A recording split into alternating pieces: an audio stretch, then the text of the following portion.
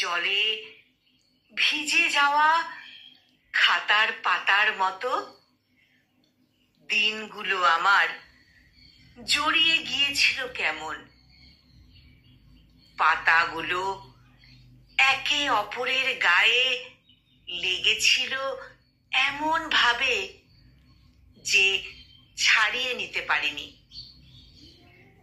সে খাতায় আমি লিখেছিলাম হয়তো কিছু, কিন্তু কি তা ঠিক মনে পড়ছে না আমার। অক্ষরগুলো জলে ভিজে হারিয়েছিল পরিচয়, তবু নীল রঙের কালির সে ছাপ মুছতে পারেনি বৃষ্টি। সময়টা ঠিক মনে পড়ছে না আমার। বিকেল বোধহয় মেঘের চাদর গায়ে পেয়েছিল তখন সন্ধ্যার পরিচয়।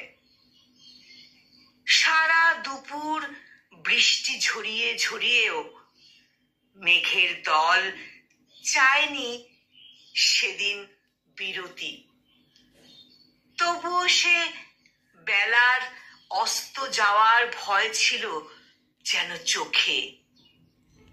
কিন্তু কেন? সেদিন তো কোনো সূর্য উঠতে দেখিনি।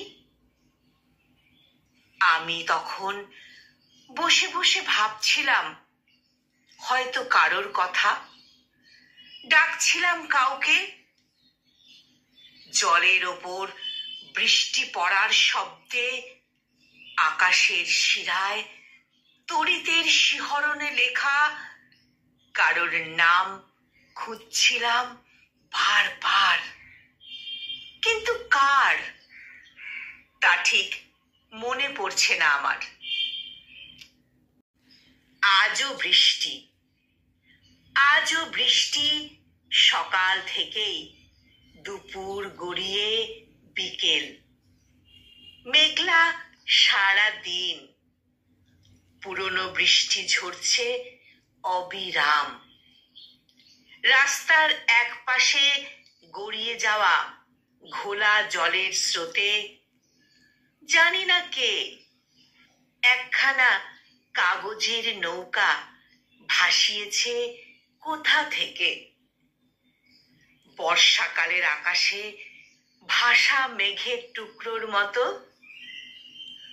গন্তব্যহীন উদ্দেশ্যহীন ভাবনাগুলোর ভিড়ে হঠাৎ আমার মনে পড়ল সেদিন সেদিন আমিও তো একটা নৌকো বানিয়েছিলাম।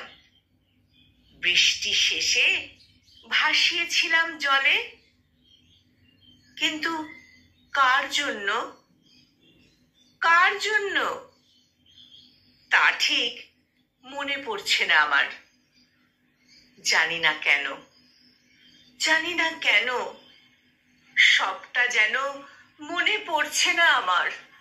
সবটা যেন কিছুতেই কিছুতেই মনে পড়ছে না আমার। কলমে সামিউল বিশ্বাস আর কণ্ঠ প্রয়াসে আমি নিবেদিতা।